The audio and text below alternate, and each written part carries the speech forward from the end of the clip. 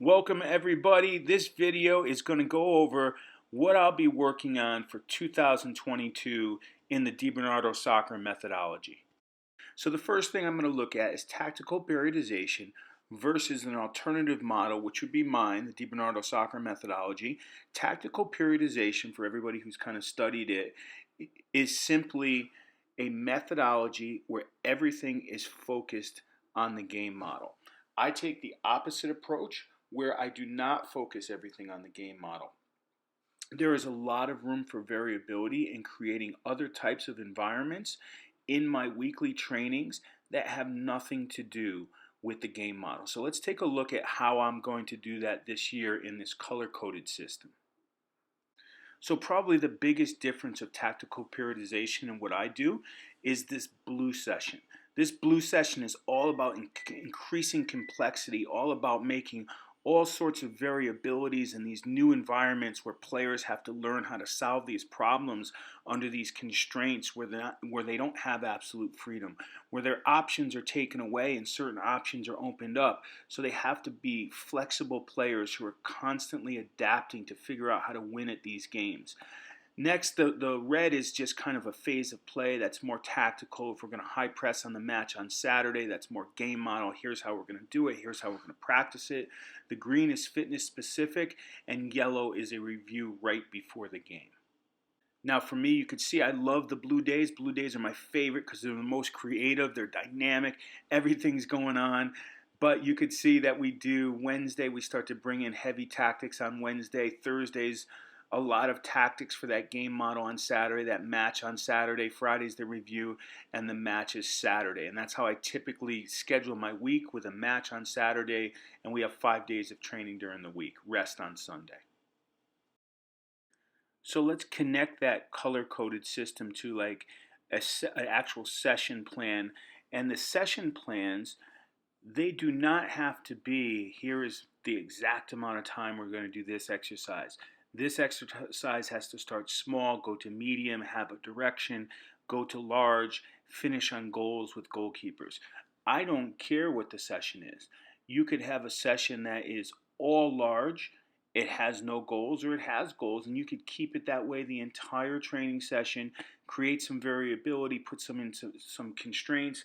You could coach in the moment. You don't need any premeditated things that you're going to come in and make your coaching points about. This is a completely in the moment feedback loop between the coach and the team, the environment. Obviously, it takes a highly skilled coach to do something like that, but I want complete flexibility to switch things on a dime, to change things, to go the other direction, to go a new direction, whatever you need to do in your session. And I actually developed my own session planner for this year. And the session planner is just really, really simple. It is just diagrams that you can fill out, take notes, have observations, and then just take some notes on the feedback and your thoughts, and did it stimulate any new thoughts. It doesn't have objectives. It doesn't have anything like that. It doesn't have times. It is just an open notebook with a few diagrams for you to go and create a very flexible training session. The next part of the methodology that comes in is solution creation. And are you able to change behavior by changing perception and creating variability in the environments? And I'll give you an example of, say your center backs make some mistakes in the game because they didn't scan. Maybe your center back plays center mid, where he's going to have to scan a lot more in the next couple training sessions. Maybe the right back miscommunicated with the center back and there was confusion in the organization of the defense. So now maybe the center back plays right back, the right back plays center back.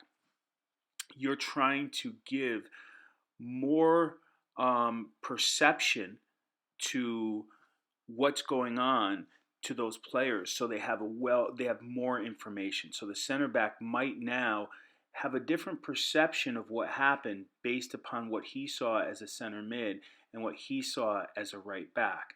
It's an alternative to doing like, we're just going to do some shift left, shift right, some general team shape types of activities that you do once a week that I deem pretty much worthless in my opinion.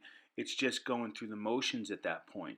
You also can amplify the problem. And what I mean by amplify the problem is, say the team is not using the width.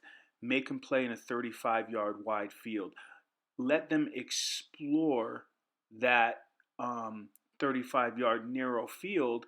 You're amplifying the error, and then open up the field and see if they use the width at that point. Amplifying the area could be a really, really useful tool in coaching and definitely part of my methodology. One of the other things that really shapes my methodology is the game model and the coach having the solutions.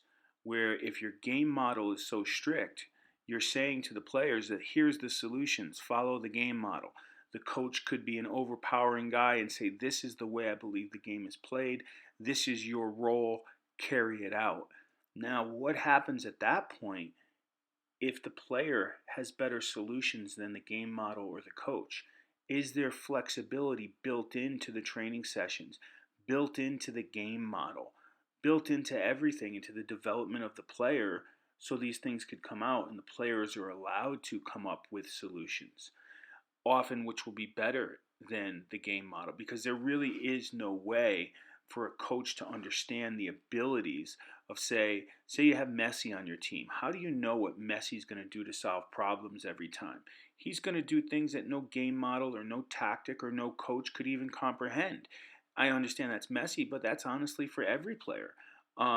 So very, very big. And when do you actually take that game model, and when do you really apply it more forcefully? Is it at the U14, the U16, or do you allow those players to find their own solutions within a flexible game model?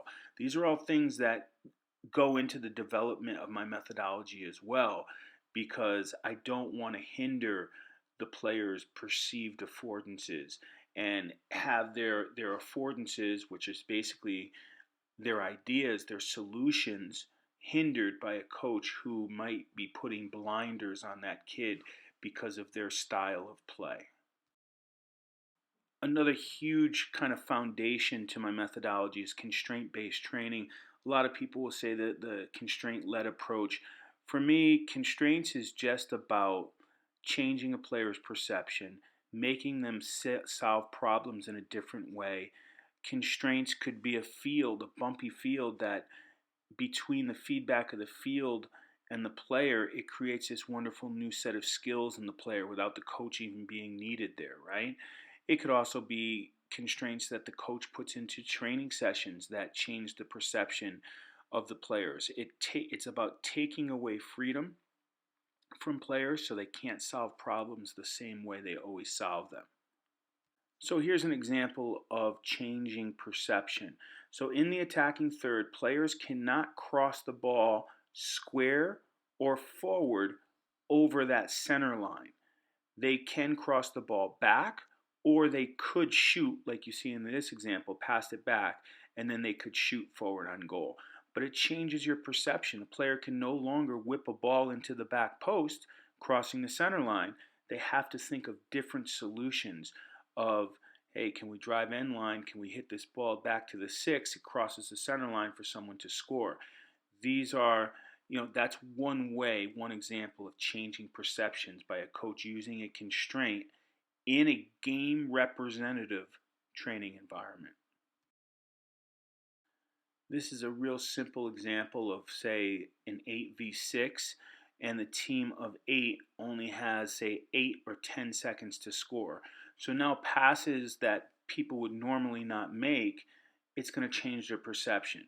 If there was an easy ball to play out wide, but there's only 4 seconds left to score, they're looking to shoot. They're looking to get the ball to the head of the striker, to the back foot of the striker. They are now perceiving the game in a different way based upon a constraint. This is another really simple example of a constraint.